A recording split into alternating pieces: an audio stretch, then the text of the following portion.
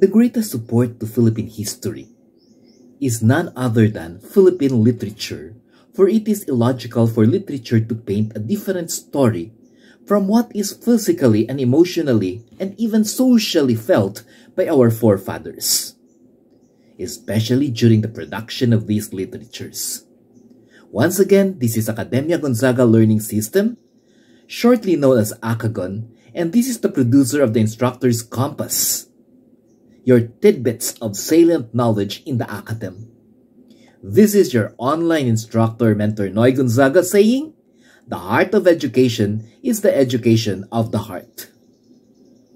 This moment, our topic is Philippine literary sentiments.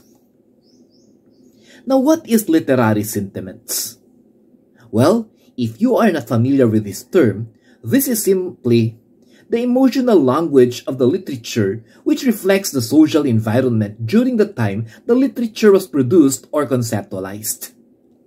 That is the main reason why, during the time of the Spaniards, Filipinos tend to write more about Christianity and religious matters because of the Spanish affiliation to religion.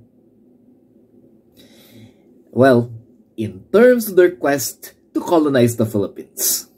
Remember, the Spaniards hid their cruel motives behind the cross which they used to get near to the hearts of the Filipino people. Now let us try to analyze the Philippine literature in the American era. If you noticed, the theme is mostly reformation, rejuvenation, or renaissance, meaning changing the system for the better.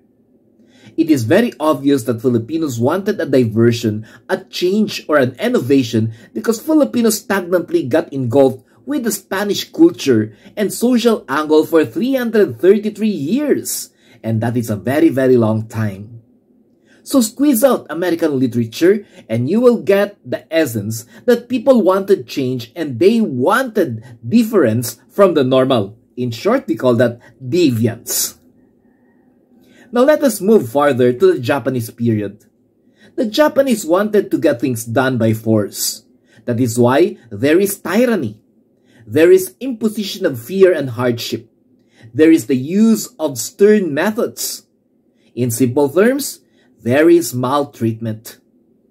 That is why the literature in this era talks about pain, suffering, endurance, and living in an unfair world.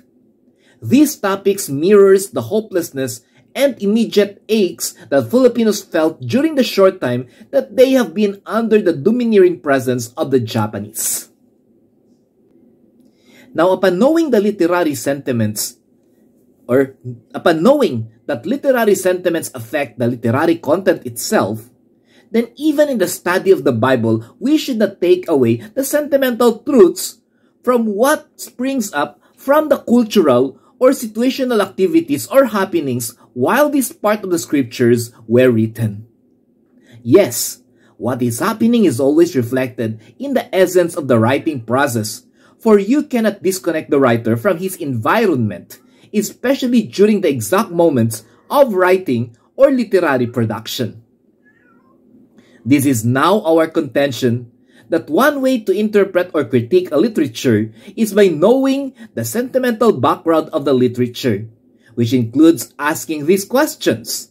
Question number 1. What are the cultural norms during the time of the writing? Question number 2. What are the situational and eventual realities of the moment?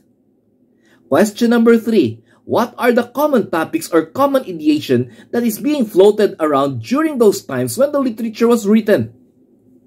If we will know this, or at least have a logical idea what is really transpiring during these times by asking these 3 questions, it will surely aid in the explanation why some literatures are written or constructed that way. Yes, literary sentimentalism does not mean trying to put facts where it is not needed or proven. Rather, it is analyzing every detail within and even above the process of literary production. Once again, this is the Instructor's Compass tackling the topic, the Philippine literary sentiments. Still, you are learning from Academia Gonzaga Learning System, and this is Mentor Noy Gonzaga saying, have a wonderful and literature-filled moment to everyone.